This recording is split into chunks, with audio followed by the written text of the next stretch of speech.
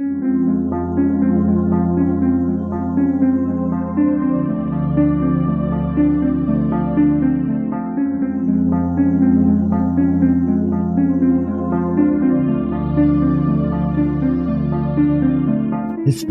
tells the story of the world and of our lives. Sometimes that history goes bump in the night.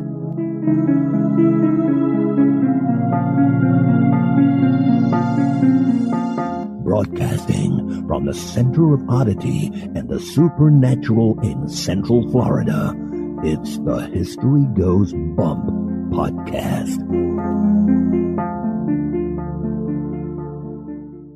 Hello, you spooktacular people. Welcome to this 486th episode of the History Goes Bump podcast. Ghost Tours for the Theater of the Mind. I'm your host, Diane. And this is Kelly. Kelly, on this episode, we are featuring a really cute house. It's the Tinker Swiss Cottage. It is so neat. People are going to love this that are our listeners. I know you guys love these kinds of houses.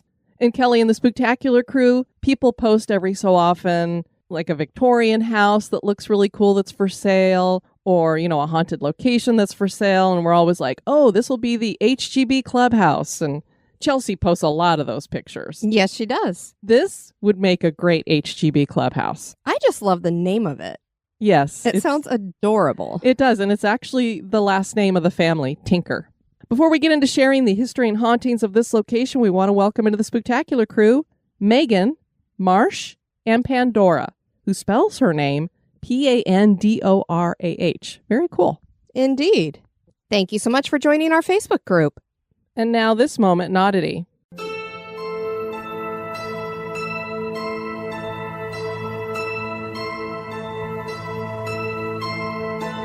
The industry of aviation has made leaps and bounds since the Wright brothers conducted their first successful flight back in December of 1903. Now, there are researchers from the New Mexico Institute of Mining and Technology who are utilizing taxidermied birds to create drones to advance the aviation industry. The goal is to examine birds' flying formations and flight patterns to see how birds manage their energy, which could help the aviation industry save fuel. So as the taxidermied drones are able to fly amongst the living species, the gathered data is hoped to provide some needed assistance for this endeavor. Although there are a small number of conspiracy theorists who believe that no birds are actually real, and our fine-feathered friends are the government spying on us.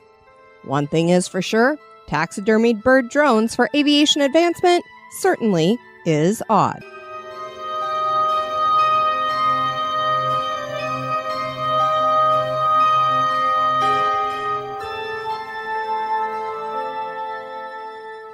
Grab your slippers, hot chocolate, flashlight, and maybe even that baseball bat. And now this month in history.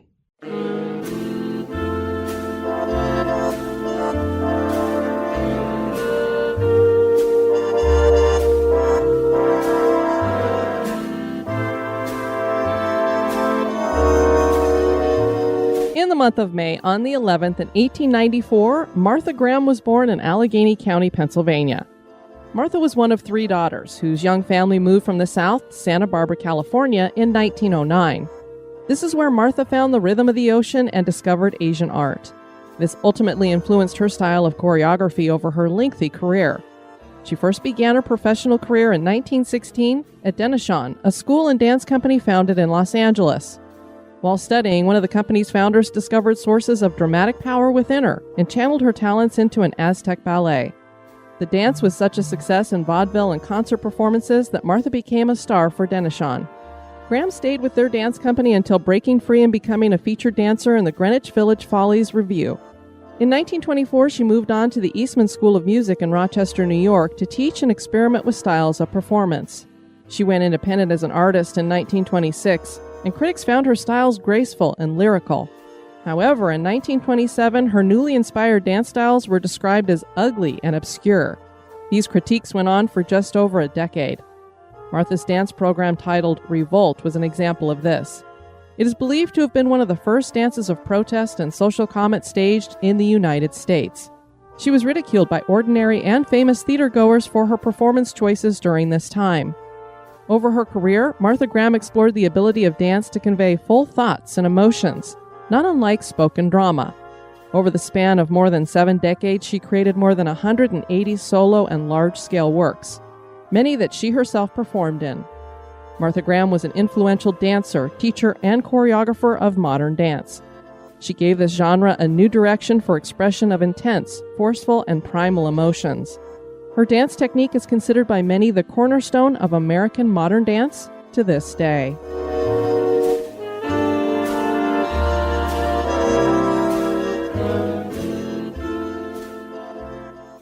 Tinker Swiss Cottage is a unique and beautiful home that resembles a Swiss cottage. Built by the Tinker family, it would become a symbol for Rockford, Illinois. And the family's contributions to Rockford would help the town grow. Most of the family members who had lived at the house died at the house. Most of the furnishings and artifacts in the house, that is now a museum, belonged to the family. Possibly, this is why there are so many claims that many of the family's spirits still reside in the home.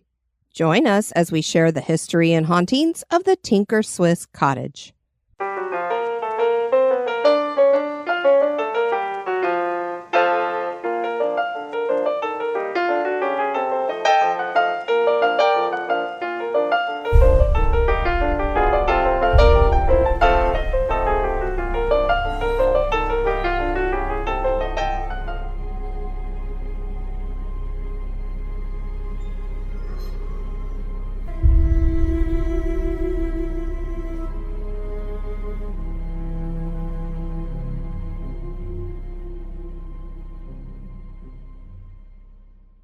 We just love it when one of our supposed haunted locations has a Native American mound on the property. And that's the case with the Tinker Swiss Cottage. This is a conical mound that is dated to pre-Columbian times between 1300 to 1000 BC.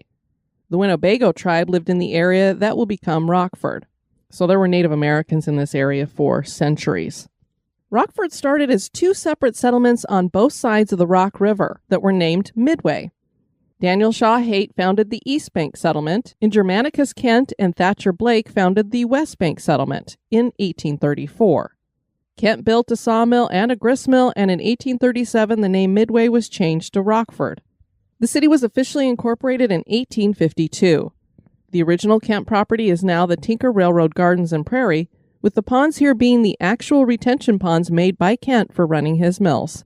Very cool that they're still in existence. Yeah, it's one of those things that you don't really think about. You look at a homestead and you're looking for the foundation or the house to still be there, maybe a barn, but retention ponds sometimes we don't think about. That's actually something that's historical to the property too. Robert Hall Tinker was born on December 31st, 1836 in Honolulu to missionary parents. Tinker moved to Rockford in 1856 and found employment at the Manny Reaper Works as an accountant and personal secretary to the owner, Mary Dorr Manny. Mary had been born in Hoosick Falls, New York in 1829. She received her education at the academy in the city. She married John H. Manny in 1852 and they moved to Rockford in 1853. Mary was widowed at just 28 and took over the business, prospering it greatly and earning enough to own several pieces of property in town. Robert Tinker was 8 years her junior, and the two fell in love and married in 1870. A little side story about her first husband is that he invented the Reaper. Have you ever heard of a Reaper before, Kelly? I have. Now, I like to think of the Reaper as in Grim Reaper? Dude with the that's coming to get you when you're done cooking on the planet. But this, of course, as you know, is a farming implement. It's a harvesting device. It is. It was an invention that combined all the equipment used to harvest crops into one machine, allowing farmers to double their crop size. So her husband, John H. Manny, he was sued by his competition, Cyrus McCormick, for patent infringement in 1855.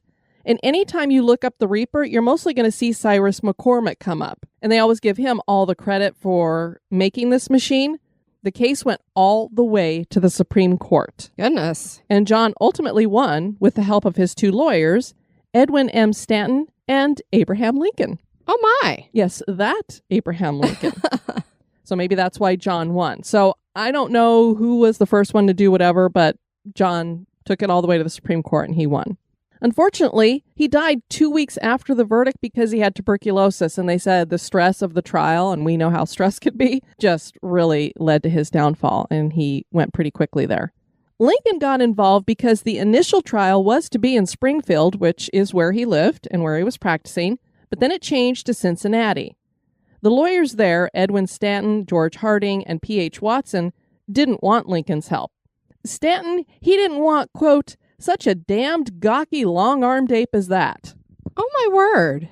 Lincoln still showed up for the trial, and Stanton described him as looking like, quote, a long, lank creature from Illinois, wearing a dirty linen duster for a coat, and the back of which perspiration had splotched wide stains that resembled a map of the continent. He didn't really care for Lincoln, you think? Clearly not. And Lincoln delivers his brief to them, and they actually didn't even use it. So he went to all this trouble to put it together and be there, and they didn't do this. Now, despite what clearly seemed to be no love lost between the men, I don't know, maybe Lincoln did like Stanton, but Stanton clearly didn't like Lincoln. Lincoln would appoint Stanton as his Secretary of War when he was president. Well, he was clearly the bigger man. Clearly, and I'm wondering what Stanton had to say after that. Maybe he had a little bit more respect for the tall, lanky man. I would certainly hope so. And despite the fact that I know Lincoln was certainly not one of our more attractive presidents, and he was lanky and kind of gawky and everything, he was one of the best ones we ever had, so. True. Before the couple married, Robert traveled throughout Europe in 1862 and fell in love with many styles of architecture he saw there in the estates and gardens, particularly those in Switzerland. He decided that when he returned to America, he would build himself a Swiss-style cottage. Tinker bought property that sat on a limestone bluff overlooking Kent Creek and built his home there in 1865. This was a 2-story, 27-room home. The inside of the house was grand with high ceilings, unique designs, and an angled roof. Furniture was made from wood, keeping its natural look, like chairs formed from tree branches. Tinker even made the walnut spiral staircase that is in the library from a single piece of wood. The woodwork in the house is exceptional. Rooms were designed with rounded corners. He later added a conservatory to the house.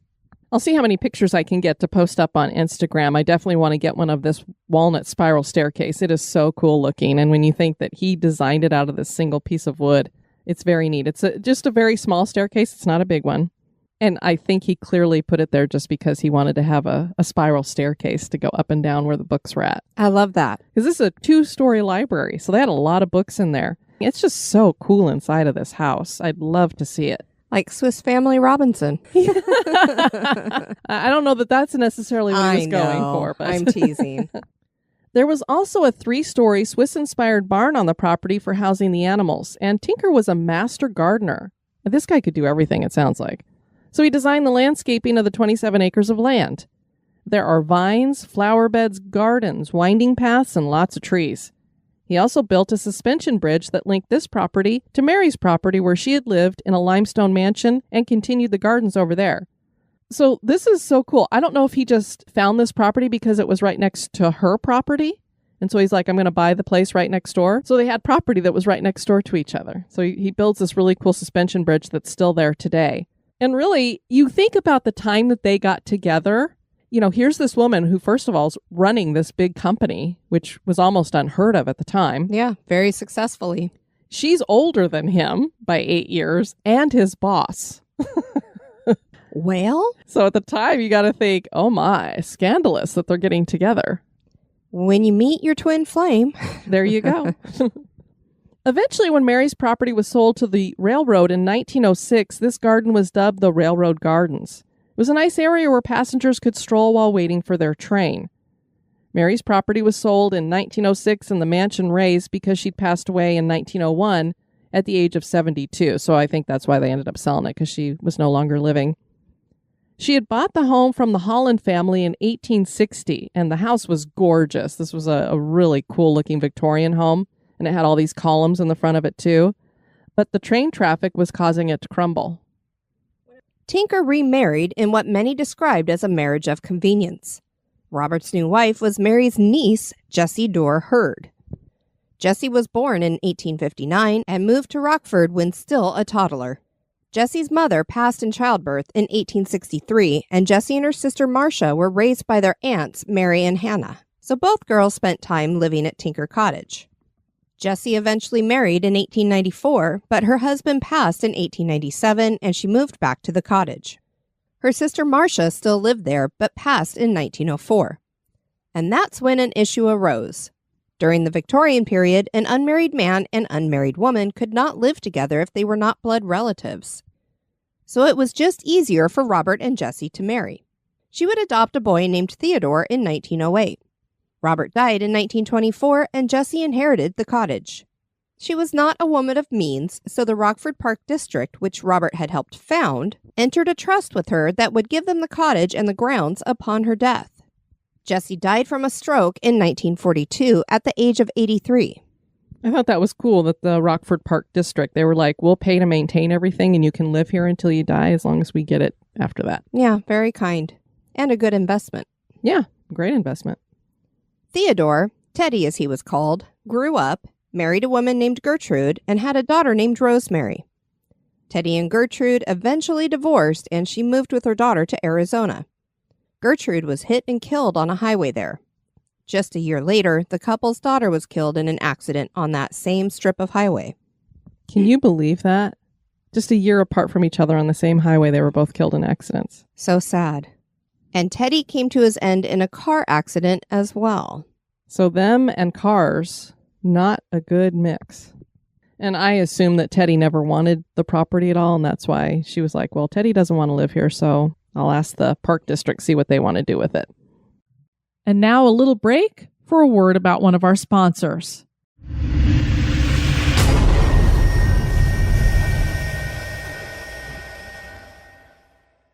The Rockford Park District acquired the property and opened the home as a museum in 1943. The Tinker family had lived there for 75 years, and much of their personal effects were still in the house, like clothing, furniture, artwork, diaries, and household items. So when you visit this house, you're seeing mostly their stuff, which is so cool. Yeah, it's very unique. You don't find that very often. No. Over the years, the house has been restored, as have the gardens. The Victorian Rose Garden was restored in 1998 to the way it looked between 1890 to 1910. There are over 25 heirloom varieties of roses in that garden. I love that. My dad used to grow roses like crazy. Yeah, and my grandmother as well, so I just love rose gardens. Always reminds me of her. The railroad garden still exists and is currently under restoration following Robert's diaries. Jessie grew award-winning irises, and the Tinker Iris Path is being developed to honor her with 39 varieties spanning from 1911 to 1942, and those were the years that she would have been growing them. I just love that they're trying to restore everything to the way that they would have had it. And I believe this path is leads from the parking lot up to the museum, so it lines that whole path, which is why it's called the Tinker Iris Path. And west of the Tinker Railroad Garden is the Tinker Illinois Prairie Meadow, which is the founding site of Rockford and had once held Germanicus Kent's home. Of course, the house is no longer there, and when the Tinkers lived there, I believe it was their cow pasture. There might be a foundation still left or something. The Tinker House offers tours, both historic and, as we love to hear this, paranormal. So they do embrace their hauntings. Very nice.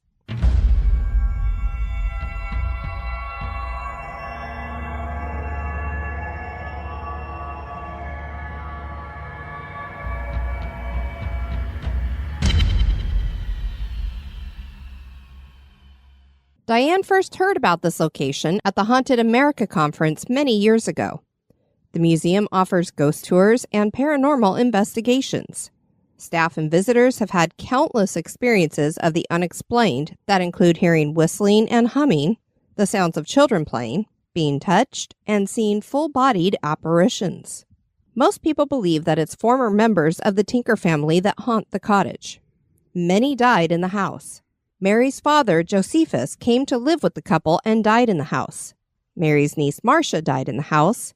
Mary died in the house, and her funeral was conducted in the parlor. And I imagine I didn't see anything that said it specifically, but Robert probably died in the house as well. And for that matter, Jessie probably died in the house too. I don't know. Tinker Swiss Cottage appeared on Ghost Hunters during Season 8 on Episode 20. And I found out the hard way that when you own Discovery Plus and it has Ghost Hunters Classic on there, you think, oh, this is going to have all the old Ghost Hunter shows on it. No, it has like the new Ghost Hunters that were the ones that we've been ghost hunting with. It had some of their shows on there. And it might have some of the A&E ones on there, but it only goes back to like season 15 or 14 or something like that. Very disappointing. Yeah, I was like, where's the rest of them? The Ghost Research Society had investigated here several times, and during an investigation in 2016, they managed to record EVP from 20 different voices. Wow. TNT paranormal investigators have also caught many EVPs while investigating.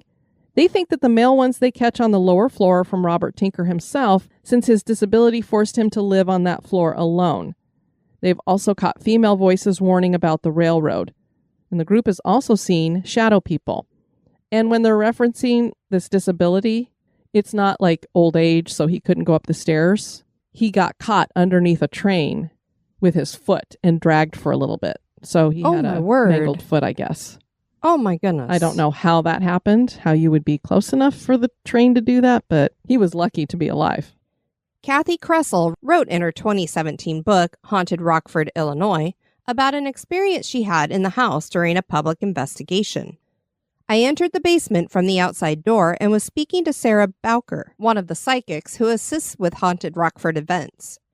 She was explaining to me that there was a ghostly servant girl that was rushing up and down the stairs, apparently trying to serve dinner. As she said this, I was standing at the bottom of the stairs that went between the basement and the upstairs kitchen, and I saw movement from the corner of my eye. I turned to look up the stairs and saw the back portion of a lady in a long blue patterned dress. I was quite startled and turned to look at Sarah. She asked, "Did you see her?" I was astonished and must have shown it because my expression made Sarah laugh. Gotta love those experiences, though, when they're shared. You know, it wasn't just your imagination seeing something. Absolutely. Kathy shared other experiences that have occurred during tours. They once caught a clear EVP of a male saying, "Get out," that seemed to be directed at one male investigator in particular. It was assumed that Mr. Tinker didn't like this guy and his techniques. Another time, the lights went completely out in the whole house, something that had never happened during a tour. While one of the guides went to check the breaker, Kathy stayed with the tour guests and tried to keep everyone calm. Suddenly, a woman screamed. Kathy turned on her flashlight and saw that this woman was standing away from the group in a corner. The woman said she had just been touched and was clearly freaked. Kathy could see that no one was near her, so it couldn't have been another guest playing tricks. The lights then turned on and the group used some equipment in the corner to see if they could get readings. An EMF detector pinged red and stayed there. The young woman who'd been touched left the tour immediately. So clearly she wasn't faking it. No, but I'm like, if you're on a ghost tour or an investigation, aren't you kind of expecting something to happen? But I know getting touched can be very freaky. The family spirits love their home and don't like to be provoked. One young man told his team he wanted to investigate the house alone. He conducted an experiment with some pennies, putting them on different surfaces. There wasn't much interaction, so he started making some unkind comments about the family and the house. A very heavy and dark feeling started to fill the room, so he decided to take a break. As he approached the door, a penny flew at his head and hit the wall just above it. Then he couldn't get the door to open, and the heavy feeling increased. He felt very unsettled when he finally got the door open and went outside. Provocation is no longer allowed because the general manager got tired of the after effects. Doors would get slammed in his face, and the alarms would go off in the middle of the night, so that he would have to meet the police out at the property. I think that's why a lot of these places put specifically in their rules, no provocation, because they don't want to have to deal with what you leave behind. You hang around for a few hours and you get everybody riled up and then you leave, and these people who are managing the places have to take care of that. Yeah, they have to deal with the aftermath. And nobody wants to be woken up in the middle of the night. No, definitely not. Having to go meet the police out at a place too. And if you think about it, they love this home so much that they're staying here in the afterlife. They're probably already ticked off with all these people going through it. And then when you're being rude or not taking care of things properly. And the whole point about the pennies is, I guess he knew specific dates on each penny so he could tell if a penny had been moved somewhere and if somebody had been playing around with something or whatever. So he knew where this penny had come from, and it had flown from very far away to get to where he was at to hit right above his head. Kathy wrote of another experience she had in 2021 while investigating with a group named Ghost Head Soup. That's an interesting name. Okay. I've been hosting these paranormal events in the Rockford area for 17 years now. We offer these ghost investigations so folks can join in with an actual investigation team. They can use the equipment and see what a real investigation feels like. We split the participants into 3 groups so that there are smaller groups. Great idea. I hate when you just have a huge group all together that's, 30 or 40 people. It's too many. Samantha, Sarah, and I usually sit in on the sessions in different areas, and that Sarah she's talking about is their psychic that's on their team. For this particular event, I was stationed in the barn with Dean. Dean begins the session by explaining the equipment that we will be using for that session. Then we turn out the lights. I need to make something very clear before I go on with the story. I've worked with Sarah Bowker for 15 years now. She is the psychic one, and I rely heavily on her impressions. I sometimes get feelings, but rarely do I get details. I was just settling into my chair when I got the coldest feeling on my back. And when I closed my eyes, I saw one of the scariest things I'd experienced in a long time. I could clearly picture a young lady, possibly a teenager or a little older. She wore a long white gown that appeared to be wet. She had dark, long hair, but had her head down, and I couldn't see her face. She looked, for lack of a better description, like the girl from the movie The Ring, which is exactly what I was picturing listening to that description. Yeah, same. She continued, I ran to get Sarah. I just knew that she usually could tell me what was happening. Only this time, she couldn't. Sarah could sense the girl, but this spirit did not want to communicate at all. This made it so much scarier to me. Sarah can usually figure out what the spirit wants to say and helps them by communicating. But this girl just lingered there. Dean Thompson with Ghost Head Soup had been doing research the day before, and based on information they got using dowsing rods, the group concluded that this was not a tinker, but a young woman named Alma Johnson who was killed in 1909 when she was swept under a train headed into Rockford. It was a very gruesome accident. Interestingly, this young woman had a foot severed just above the ankle, and Robert Tinker had lost a foot when he was caught under a train and dragged. Yeah, so I thought, wow, same kind of injury almost. Yeah, and he actually lost his foot as well. So it wasn't just mangled. Kathy wasn't so sure this was Alma and thinks maybe it was a young woman that had thrown herself into the Rock River. Apparently, a few women had done that, committing suicide. I don't know. Well, and if her gown was wet. Yeah, clearly this is someone who was showing that they were drowned or something like that, which would make me think that it was more of a drowning rather than somebody who had been in a train accident. That you would think you'd see this really gruesome, bloody, whatever person. Haunted Rockford shared on their website, the first time we ever visited the cottage on one of the Haunted Rockford bus tours, we were joined by a paranormal investigation team. We split the guests up into small groups and different guides led them through the cottage. As we were loading the bus to head to the next stop, one of the ladies approached me. She told me she had really enjoyed the tour.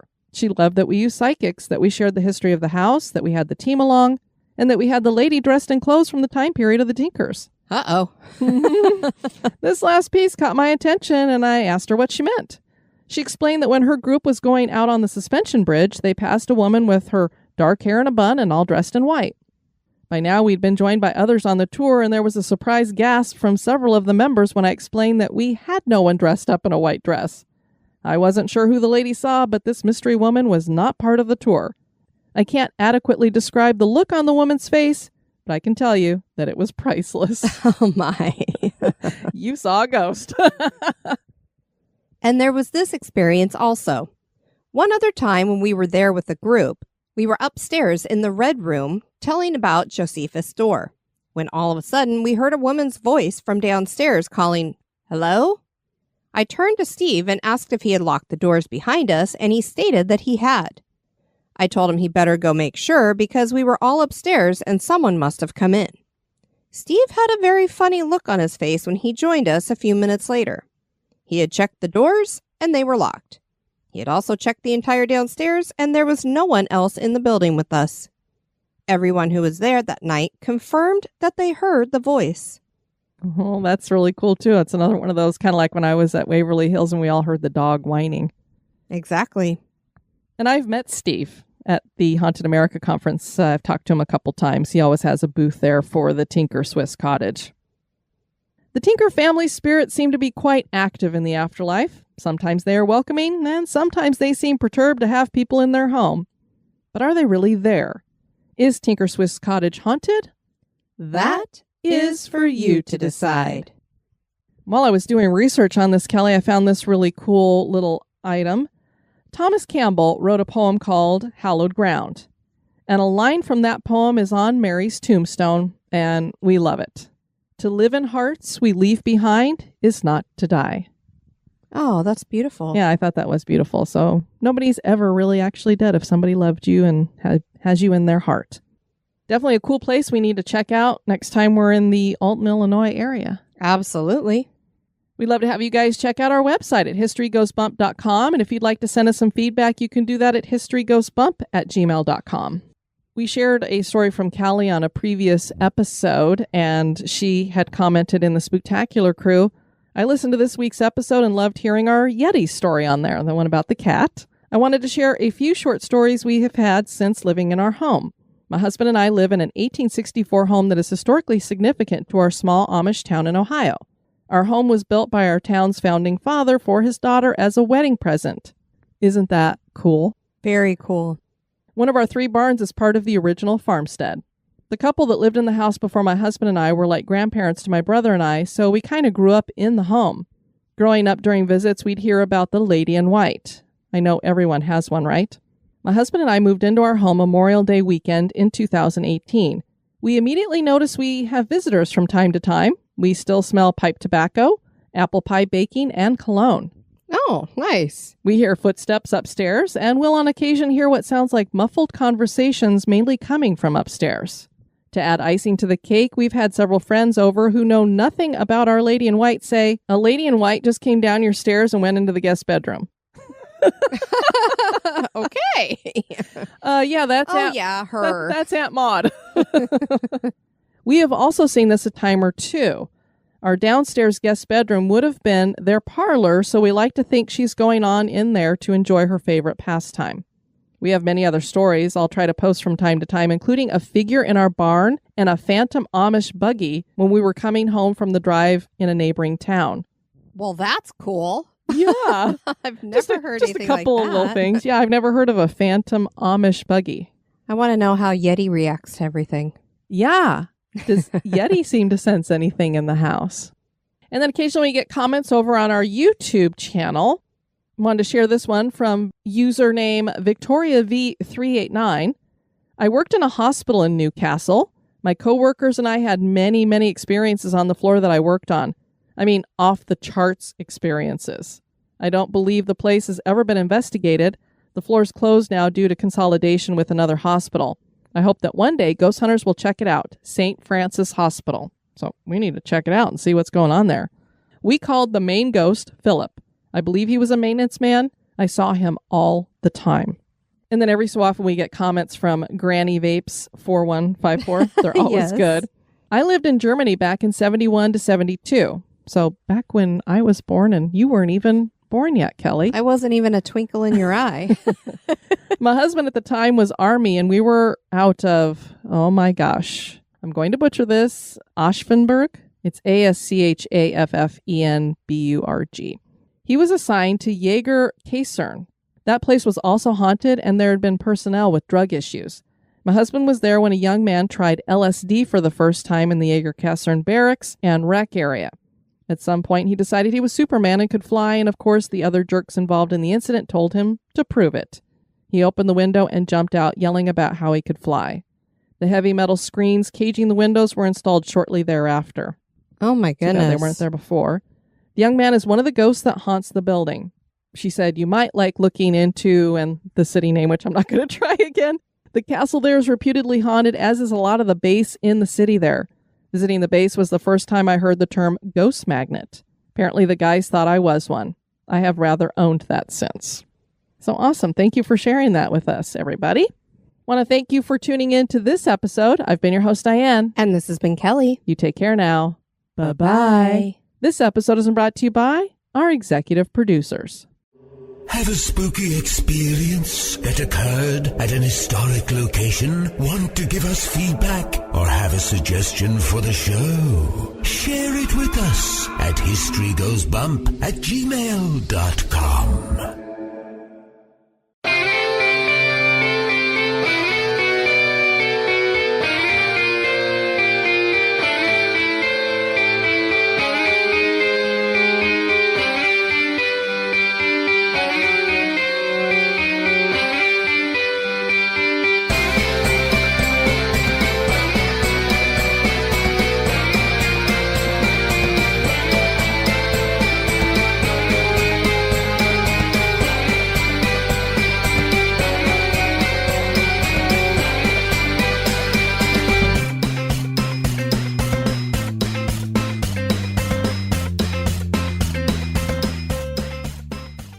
Kelly, on this episode, Episode.